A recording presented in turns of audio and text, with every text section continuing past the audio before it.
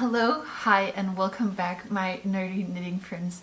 If everything looks a bit different today, it's because one, I've moved, so I'm sitting in a completely different location. And secondly, I got a camera, so that's what I'm filming on now. I've been filming on my phone up until now, so everything might look a bit different, but I hope that it is working out. Today I thought we should do a video about colorwork patterns and colorwork in general for beginners, because I know it can be so intimidating. It is not as difficult as it might seem. So if you've ever looked at colorwork patterns or sweatshirts and thought that is way too complicated for me, this video is for you, and when you finish watching it, I am sure that you will buy yarn, start a new project, and begin to knit up some colorwork, because it really isn't that difficult. Today I thought I would share with you what to look for in beginner colorwork patterns, as well as share some tips and tricks that I've learned myself from doing colorwork and how to make it easier for you. And before we get started, I thought I should talk about what I'm wearing today. This is the Winter's Pullover by Ozetta, and I've knitted it in alpaca's upcycled Celine yarn, and I absolutely adore both the pattern and the yarn. It turned out a bit different from what I wanted it to, but if you want to know more about that, you should stick around for my next knitting podcast video that will come out in the next couple of weeks. When talking about colorwork, it actually is just knitting with more than one color, and when we're talking beginner colorwork patterns or beginner colorwork in general, it is usually stranded colorwork, meaning that you carry the color that you're not knitting with behind the color that you're actually knitting with. So what I call stranded colorwork is also known as Fair Isle colorwork. So those are two terms that you can use interchangeably for the same type of knitting. And stranded colorwork / Fair Isle and mosaic knitting is definitely the two type of colorwork patterns that I would recommend for beginners. So stranded colorwork / Fair Isle requires you to knit with two colors at the same time, but you're carrying the second color with you around as you knit. The second type of colorwork that I would recommend for beginners is what I named as mosaic colorworks, and with that type of colorwork you're actually only knitting with one color at a time, and the second thread is at the beginning of your project. So I will show you a video of a scarf that I made for my mom, and that was in mosaic knitting, so it looks way more complicated than it actually was, and I will dare to say that everybody can knit this. It is very easy cable / lace work all over the scarf, as well as very easy colorwork. So that is definitely one pattern that I can recommend, and I will leave everything that I'm talking about down below. So both the stuff that I'm wearing, the yarns that I might mention, and the patterns that I mention will all be found in the description box down below. So let's talk about what you should look for in a colorwork pattern. So as I mentioned, firstly, I would go to Ravelry and I will filter for mosaic knitting or stranded colorwork / Fair Isle colorwork and only look at those patterns. Secondly, one of the biggest mistakes that I made when I started colorwork was choosing patterns I thought looked easy because there wasn't a lot of colorwork on them, and it might be like a motif here and then there was some space and a motif here, and those type of patterns are actually very, very hard to knit because there's a big gap between like change of colors, and that is what you call floats.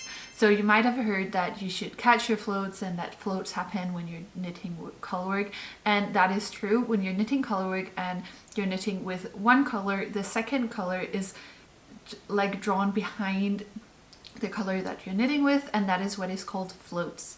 And a float is then the amount of stitches that is between using the specific color. So let's say I'm knitting with white and I'm knitting with black, and I've knitted 3 stitches black, then I switch to my white and I knit 3 stitches white. The float is then 3 stitches long. I really hope this makes sense. Otherwise, leave a comment down below and I would love to chat to you guys about it if you have any questions. So if you're knitting and you're pulling the second yarn that is going around behind your knitting too tightly, it will scrunch up the fabric and you will get a weird looking garment. This can be very, very hard to deal with when you're a beginner colorwork knitter, and the longer the span is that you're just drawing another string, if it's over 5 stitches, the amount of space becomes so long that it is hard to get the right tension of that color, and you end up with weird looking things. So when I'm looking for a pattern, I'm looking for patterns that has 5 or less stitches between using each color.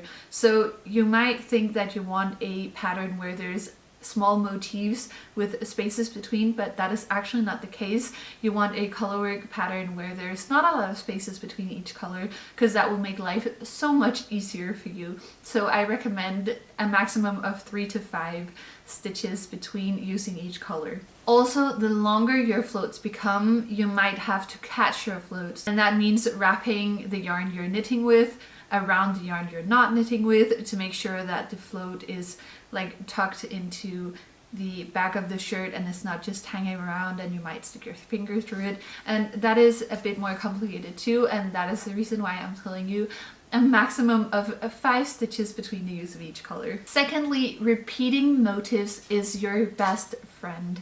So if you have a colorwork pattern that is completely differently and not symmetrical, you'll have to check the chart all the time, which can be a bit difficult and overwhelming. If you choose patterns with the same motif, or the pattern is repeating every like 4th, 6th, 8th stitches, you're going to be able to remember the pattern by heart, and you can just knit without having to check the pattern all the time, which makes it a bit easier, and it is going to make you feel way less overwhelmed. Secondly, I would choose patterns that only utilizes 2 colors, and that goes into what I talked about with using stranded or fair owl knitting patterns. 2 colors as maximum, so you only have to keep track of 2 different colors, because otherwise it might end up getting a bit complicated too. And the last recommendation I want to make, hi! So my puppy is here to say hi. His name is Celine, like the noble gas from the periodic table.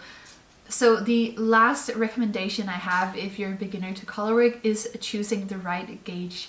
Choosing a pattern where the yarn weight is a worsted or Aran or DK weight makes it way more forgiving than if you're choosing a fingering weight project.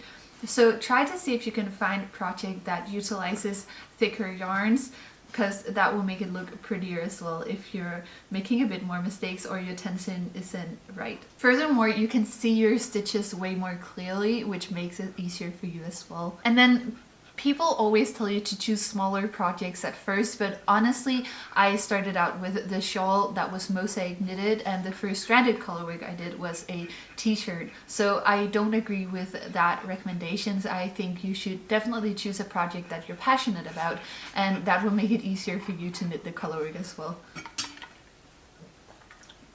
Remember to stay hydrated, kids. Okay, so I have 4 tips for you guys that I wanted to share, so let's get through those. He's nipping my arm because he wants me to pet him. He is very attention seeking. Okay, so now we have my puppy here because he really wanted to be a part of the video. So he's here with me. He's 20 kilos and he will be like 35 kilos, so he will definitely be too big for this at some point, but now he's here. So my first tip for you guys is to keep your floats loose. That is one of the most important tips, because if you do them too tightly, your whole fabric will scrunch up. The way that I do it is that I will pull my stitches apart where the float is, and then make sure that the floats go with that, so that is a stretch out and it is not too tight. Because this is honestly the #1 mistake that beginners make, is making these too tight, and you will end up hating your garment if it's all scrunched and bunched up, so definitely keep that in mind. Secondly, you should keep your dominant color constant, so I would write it down on a piece of paper which color you're holding where. And if you don't know what I'm talking about, color dominance is a big thing in colorwork, and I would definitely recommend googling it afterwards if you don't know what I mean. But holding the same color dominant is important, so just write it down on a piece of paper so you know what to do. Tip 3 is that tension will definitely feel weird at first, but just stick it out. it is a new way of knitting and it will seem weird, but I promise you that you're gonna get used to it and you're gonna feel so much joy in knitting colorwork. And honestly, your first colorwork piece is probably not gonna be perfect, like your first knitting piece wasn't perfect either, but it's a learning curve and doing colorwork is a skill and it just takes practice. So just start out doing it and it's gonna turn out great. At first you're gonna think you're never gonna get through it. I was so weirded out by holding two strands of yarn like together but not together, but now I work with it very well, so I promise it's gonna get better. And tip number 4 is don't be afraid to frog. At first I was very afraid to frog because it seemed like so much work to frog, and if I didn't even know how to frog with two colors, but honestly mistakes is a part of learning and you're gonna make mistakes, and don't be afraid to frog if your tension is not right. You're gonna thank yourself later for frogging and it's a part of the process. Okay, so I've given my puppy some love and I am back, but the third part of this video is me showing some patterns I've found that I think will be great for beginners and that takes all of this into consideration. So I will leave a link to them down below. I won't go through all of them, so if you're interested in seeing more patterns than the ones I've shown in this video, you can find them down below. I've taken my computer here so that I am able to look at the patterns with you guys while I'm talking about it. But I've categorized them. So the first couple of patterns, I think 4 patterns I'll show, are from Petite Knit, just because I know everybody and their mother knows Petite Knit. She makes great patterns, especially for beginners because they're very detailed. So I thought we will go through them first. So the first sweater I want to talk about is the August sweater, and it is just an all-over striped sweater with dropped shoulders. It looks very cute. There's a jacket version of this as well, and I know a lot of people have knitted this, and knitting stripes is a great way to start colorwork and just getting used to knitting with 2 different yarns. So that is my first recommendation. The second stripe recommendation I have is this Frankie sweater that looks so cute. It looks like the cloud sweater but just with stripes, and honestly I adore the fit of the cloud sweater, so I would definitely recommend taking a look at this. It is so much fun to knit and it just looks stunning when you're wearing it, so definitely a recommendation from here. And the last Petite Knit pattern that I want to show is the Ida T, and I really like this. There's not a ton of colorwork, there are small black stripes in the pattern, but there's a bit of lace work too, lace/cabled work. So if you're new to both cabled work/lace work and color work, this could be a fun project to start with. It looks very cute, it looks very feminine, and I think it will be a fun quick knit for summer.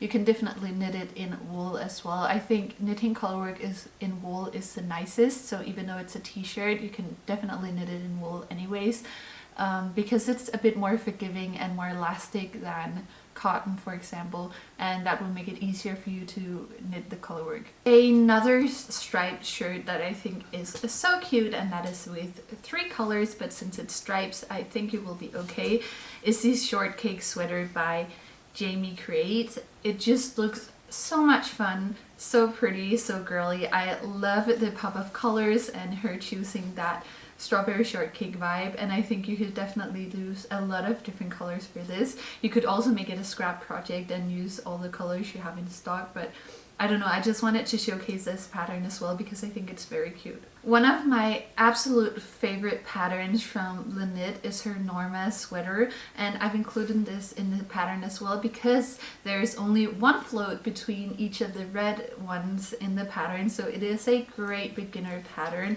Even though there's 3 colors, you could definitely knit this as well. And yeah, it is just in top-down knitted raglan sweater, so that might be nice as well, that it is a raglan if you're a beginner knitter, and the colorwork goes all the way through and it's the same type of colorwork, so you will be able to memorize it. And all in all, I think that is a great beginner pattern. One of my absolute favorite knitwear designers is Augustins, which is Anne-Sophie Velling, and she has made beautiful colorwork patterns, so go take a look at her website. I think you will enjoy all of them. I've included 3 patterns here because I think they're quite easy to make, but you could definitely make more of those that are on her website. Just go take a look. The first one I have here is the Northern Augustine's number 2, which is knitted on big needles. It is a 7mm needles, 15 stitches and 18 rows for gauge, so quite big. And it is the same all over colorwork pattern that's on this shirt, so you'll be able to memorize this as well. And I just think it is such a pretty and nice shirt. It has a bit longer floats, but only 4 is the maximum, so I think you will be good. You just have to keep in mind your tension, but all in all, beautiful, beautiful pattern. The second Augustine's pattern I have here is the Northern Augustine's number 3, and it is only the yoke and the bottom of the shirt and button up the sleeves that has colorwork, but it is so beautiful. I'm not the biggest fan of the colorway that she has chosen to knit this in, but I do really, really like the pattern, so that is why I've included it. The floats are shorter with a maximum of 5 floats, as far as I could tell by me sitting looking at the pictures and counting the floats. And I think the pattern is quite immersive because there's a lot of different things going on in the yoke, but it's the same, so row for row you will learn something new, which I think is so much fun.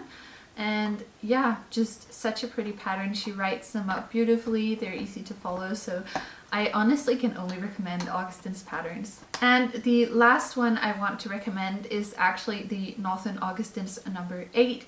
I've knitted the Northern Augustine's number 5, which is a t-shirt version of this, so I will recommend that as well, and it will be linked down below.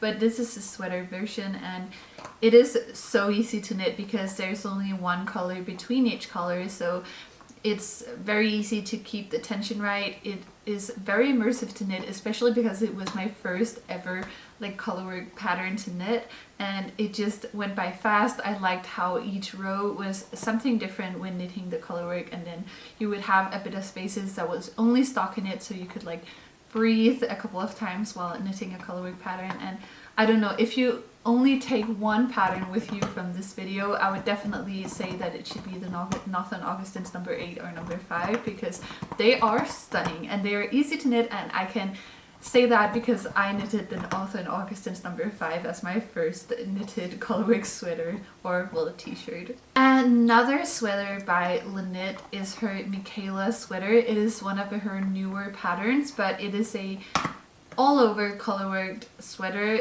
knitted top down with raglan increases, and it just looks stunning. I love the colorway that she has made this in. I love the pattern. I think it will be quite easy for you to knit, and it is not too big of a mouthful just because you have the motifs or the pattern that goes all over the yoke, and then between those there are some standalone knitted rows of color, and then you get the motif again, so there's not too much you have to keep in mind, and there will be a lot of stockinette stitch knitting as well, so it won't be too complicated as a first colorwork pattern, but it still looks very pretty, very nice, very feminine.